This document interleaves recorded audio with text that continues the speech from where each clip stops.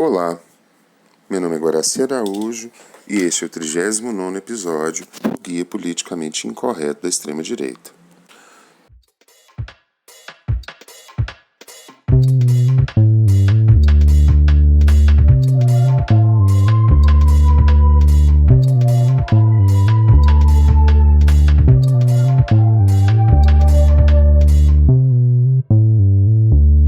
Nós estamos em época de Copa do Mundo e em época de Copa do Mundo brasileiros pensam em Copa do Mundo e em futebol.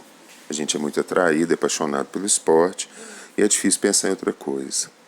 E por isso mesmo eu decidi fazer o guia hoje entrelaçando o tema geral do futebol com aquilo que a gente discute sempre por aqui. Eu achei que poderia ser interessante falar de como o futebol foi utilizado, explorado politicamente por líderes extremo-direitistas na época do nazifascismo.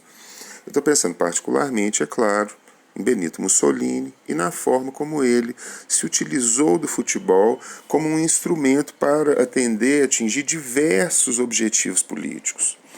Bom, em primeiro lugar, tem uma história interessante, eu acho, que curiosa. Originalmente, no início, Mussolini não gostava de futebol.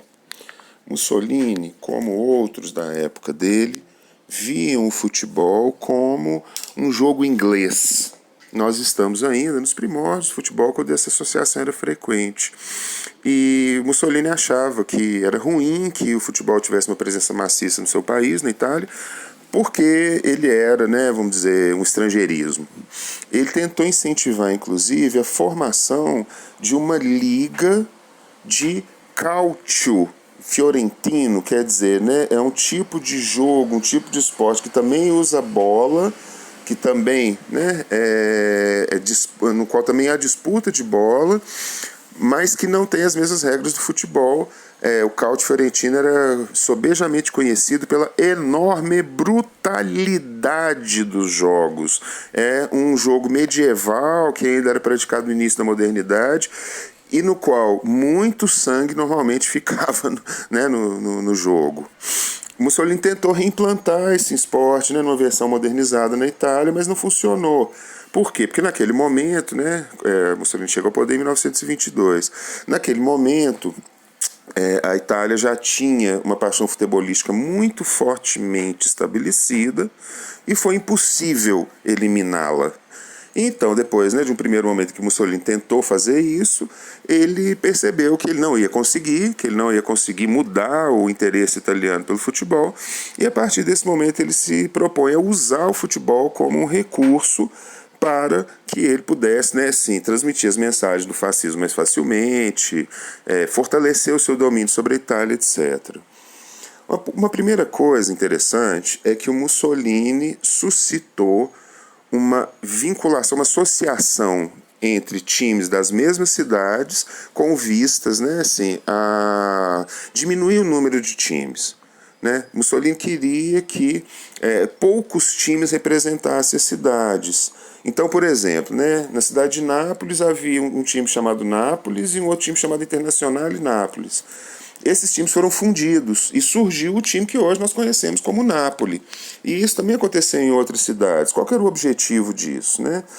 O objetivo disso era conseguir homogeneizar a presença do futebol em todo o país e criar uma disputa que fosse mais viável, por assim dizer. Porque o Mussolini também foi responsável por uma outra coisa.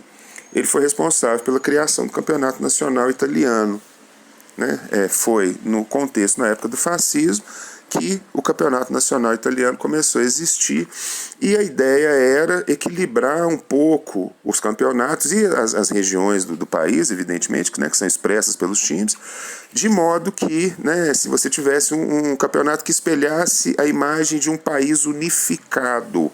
A gente tem que lembrar que a Itália unificou-se muito tardiamente, no final do século XIX. E Mussolini queria usar o futebol, então, como um recurso de integração nacional que permitisse que o país se tornasse, vamos dizer, plenamente acessível à mensagem, ao ponto de vista, ao discurso fascista.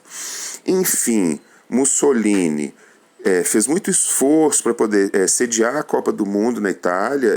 A Itália não vai na primeira Copa de 1930, porque, né, ela protesta contra o fato de não sediar essa Copa, mas em 1934 a Copa é sediada na Itália e ela se torna um dos primeiros exemplos do uso que o nazifascismo faria de eventos esportivos como uma forma de se autoconsagrar, de se autoidealizar, de se apresentar sob a perspectiva de uma superioridade humana que era tão ardorosamente ansiada, particularmente pelo nazismo, mas também em parte pelo fascismo. A seleção italiana ganhou a Copa de 1934 e também, né, na Itália, e também a Copa de 1938 na França. E na final da Copa de 1938 na França, consta a lenda que Mussolini teria mandado um telegrama para o capitão da equipe com uma afirmação bastante simples e inequívoca: vençam ou morram. Bom dia.